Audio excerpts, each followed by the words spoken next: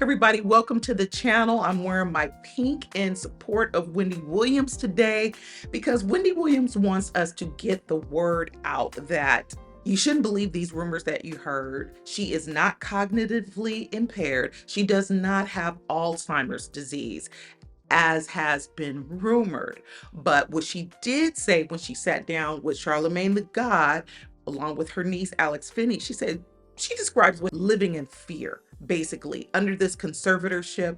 Wendy Williams and her niece, Alex Finney, described the facilities where Wendy Williams is being housed as a luxury prison, a one-room luxury prison where Wendy basically has all her meals in her bed with a single window that she looks out of because she doesn't cohabitate with the other guests or clients, if you will. And they say that Wendy, she's very emotional and she's really having a tough time while her conservator or her guardian is, according to them, falsely enriching herself. And this would be Sabrina Morrisey, the conservator or guardian. And Wendy says she only has $15 to her name that she has access to in her pocket.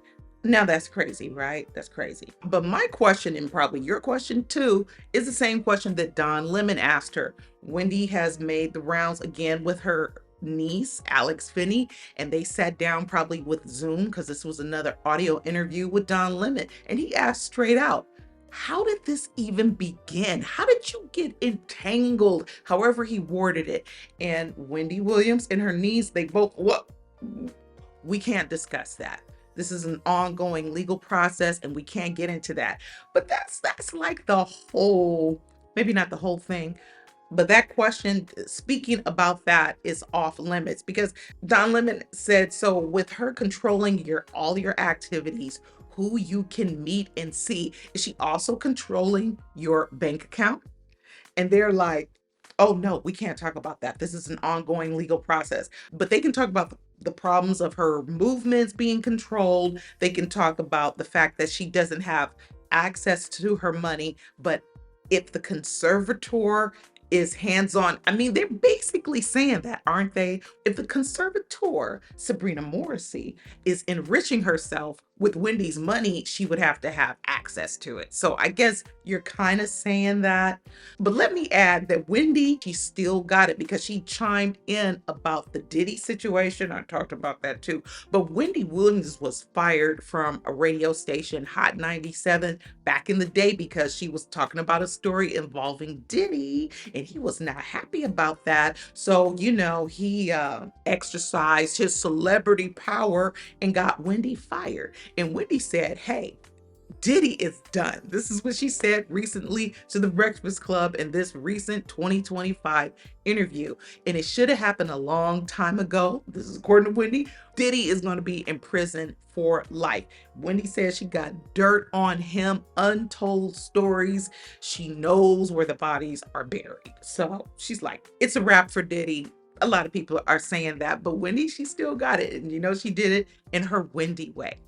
Now, Wendy did sound really good on that telephone call interview. And they said everything is just basically like a novel. They could go on and on about it, but they did start a hashtag free Wendy Williams. And they spoke about how when Wendy Williams did that documentary, Tor, her guardian, was upset about it. And the producer of that documentary said that was just because she knew that the documentary shined a light on how poor of a job she was doing in her care and handling of Wendy Williams. I personally don't understand all these restrictions, but I must say that we all know and we all saw Wendy break down when she went through things with Kevin or Kelvin Hunter. I don't understand the reason for all the restrictions. It makes no sense. Wendy describes that she's only basically looking at television. She has no laptop. She can't receive incoming calls. She can't hold and keep her phone on her person at all times. She has to keep constantly getting permission to use her phone. Wendy did struggle. We all saw that. We saw that play out on television. We saw that play out while she was still with the show. And she went through that stormy divorce with the husband, with the affair, with the child, the side baby, and all that.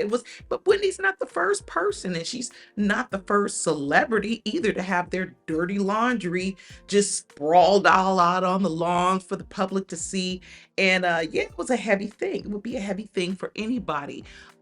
So her having mental issues or struggles, or trying to soothe herself with various remedies, that's not unheard of. And yes, she struggles with the Crohn's disease on top of that, and the whole swelling of the she's been going through some physical things, but so many people have. So it just really it circles back to that same question.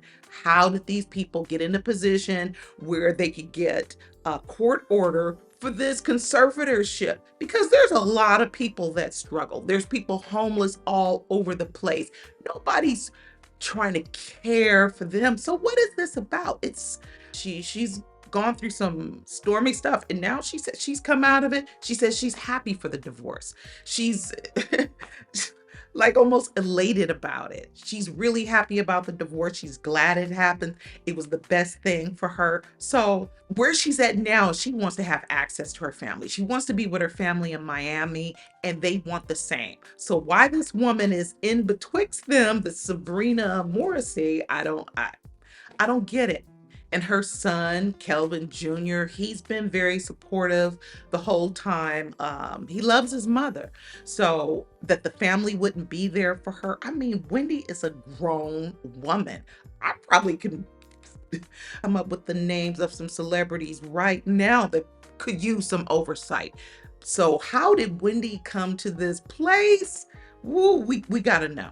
Don't we? We need to know. Well, we should know that. If we're going to mess with this story at all, we should know that. But we do know that the woman and her family, Wendy Williams, the Williams family, they are very unhappy about the way Wendy is being handled. And we all know, we saw it when Wendy Williams was still on her show, showing up every week, getting in that pink chair, that she was having a hard time. Wendy did come in with a "how you doing" and a shout it out. And she wants you to know that she is of sound mind and body, and she knows what's going on in these streets, in the celebrity streets. Yes, she does. She still got it, and it's like Wendy is so frustrated and so annoyed at not being able to just freely even see her family. We're just talking about seeing her family for family occasions. It's a question right now if she's going to be able to see her father next month for his 94th birthday. And she is really broken up about it. You can check out that interview. I will link it, but it's Breakfast Club. You can find it very easily. She did it with Charlamagne the God and Envy and Jess Hilarious. It's really easy to find, but she's really upset about it. And as she should be, she loves, her parents were very supportive and they were very present during her career. With the Wendy Williams show, they were always showing up. She loves them dearly. And her mother has passed on. Her mother has made her transition, and she still has her father. So she definitely wants to make the most of these moments. But does Wendy maybe need some help? Yeah, everybody needs help. And Wendy is going through some physical things. She's going through some challenging things. But should it be this woman, Sabrina Morrisey? I mean, is this woman coming from a selfless place? Like she's doing it for the love because she has this big heart for Wendy? Probably not. Are people doing things, making opportunistic moves against Wendy? Yeah, that normally happens around people that, have money like that. People that are adjacent, success like that. Everybody doesn't have your best interest in mind. You have to always watch out for these snakes. There's thieves and vultures at your back all the time. Woo. It's the world we live in. And on top of that, Wendy is probably in a lot of ways fragile still. She's going through a lot. I don't think she pictured the next years in her life playing out like this. This has been going on for the last 3 years, according to her and her niece. Even though we have seen Wendy out and about, her moves are really controlled. It makes no real sense based on the information that we have. But there is that lingering question. Why did the court step in? Why is the bank, of course, one reason is she has the money to put these people on payroll and pay all these fees and have these battles. I mean, because like I said, there's plenty of people on the street. No one's showing up on a white horse to take care of these homeless people and put them in houses or I mean, there's plenty of people that struggle because their life situation is crippling for them. Her and Wendy and her niece, they both speak in a measured way. And her niece said at one point, I'm not asking for much. Just that Wendy have her basic needs and her basic requests taken care of. Something to that effect. And I'm like, I would not be saying I'm not asking for much. If you're talking about my mother, my aunt, or my sister, I will be demanding. Did they break a law? Are they being imprisoned? Well, then let them go. Release them to the family. We care about her, really. We will take care of her. We will figure it out. If we need assistance, we can handle that. We don't need you, Scooby Doo or Betty Boo, monitoring her every move, every time she visits the toilet, what she puts in her mouth, who she talks to, what she's laughing about. No, we don't need this. That's what every other family has to typically do. It's great when you get real outside help, just like the people in the wildfires. Please keep them in your prayers. And y'all also let me know what y'all think. Please let me know, comment. And Charlamagne was basically, he jumped right in and said, you are not alone. And he was like ready to call on like a beehive type situation. We will go down there and we'll pick it. We know where the facility is, Free Wendy. And they were saying, like keep keep that keep that at a level. Don't get too out of hand with that. We don't want to go there just yet.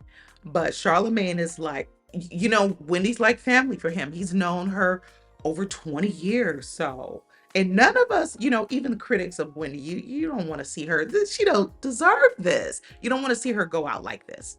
Free Wendy Williams, just like they did for Britney Spears. Even though Britney Spears had to fight against her family for her freedom, Wendy's whole family is like on board. They're like, nah, we don't want this. This is not the way we do it. We don't want this. And if Wendy was getting really essential critical care and it was improving Wendy's overall condition, I would imagine her family would be all the way on board with it. Because a lot of people step into your life when you have crisis or someone in your family has a crisis and they become like part of your family because they're really coming from a genuine caring place. This does not seem to be the case for Wendy Williams at all. They are just so across the board not happy. They are blocked from Wendy in a way that it's like worse than jail. It's like as if Wendy was in some kind of solitary confinement and she just gets a pass here and there, but it's hit and miss if the conservator or the guardian is going to okay things.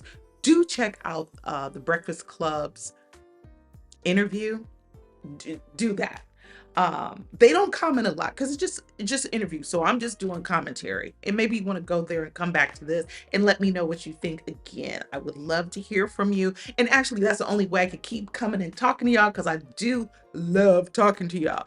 But you got to talk to me too. I want to hear from you. Some people out there with some brilliant thoughts, and I love hearing them. Because I'm telling you, this is some crazy stuff. The family feels sure that the conservator is the one that has started these rumors, leaking this false information to the press about Wendy having these cognitive issues and Alzheimer's. And they also fear, this is crazy stuff, they also fear backlash from this conservator, Sabrina Morrisey. So it's like, Wendy's like, I got to get this out. You guys got to put this word out there, put this information out there, because a lot of people are suffering, not just Wendy Williams, under these court-appointed conservators, these guardians. I mean, Wendy's almost like 60 years old. This is insane. And I mean, if you hear her, you'll see that she sounds fit in the head. If you listen to Wendy, she sounds pretty fit to me. I mean, who's 100% of the time? Nobody. So why can't she be human? Let her live. But Wendy and her niece, they really seem to have a real genuine concern. Like she could actually, Wendy Williams could be silenced by her conservator. If she takes her phone and moves her to another location, like under the cover of darkness or something, we won't know anything about we won't know anything about Wendy's whereabouts. It just seems like a real genuine fear. And for me, it was really sad to hear Winnie describe that she just sits in this room, having all her meals on her bed, looking through this single window, watching life pass her by. This really sounds like false imprisonment. That's almost like a not a hostage, but an abduction. Yeah, those are maybe strong words, but this is a strong situation. And that's really who deserves that, especially somebody that has worked their tail off, whether you're a critic of Wendy again or not. The woman has worked for what she's got and for the money that she's made. She shouldn't be living. This is insane that she's living like this. And according to the niece, they want to get this message out because in New York, there's like 28,000 people that are under guardianship or conservatorship, adults. And the system is overtaxed, it's understaffed, and it's broken. They describe it as a broken system. It's really sad. So Wendy made a plea for help. A lot of people need help right now. People always need help. We need each other. So I'm here for you, Wendy. Do also keep the victims of the California wildfires in your prayers. This is my home. I'm not there now, but it's just, hey, we all need each other. So please do leave your comments and thoughts and share. Yeah, how do you find Wendy's mental state right now? You think she's all right?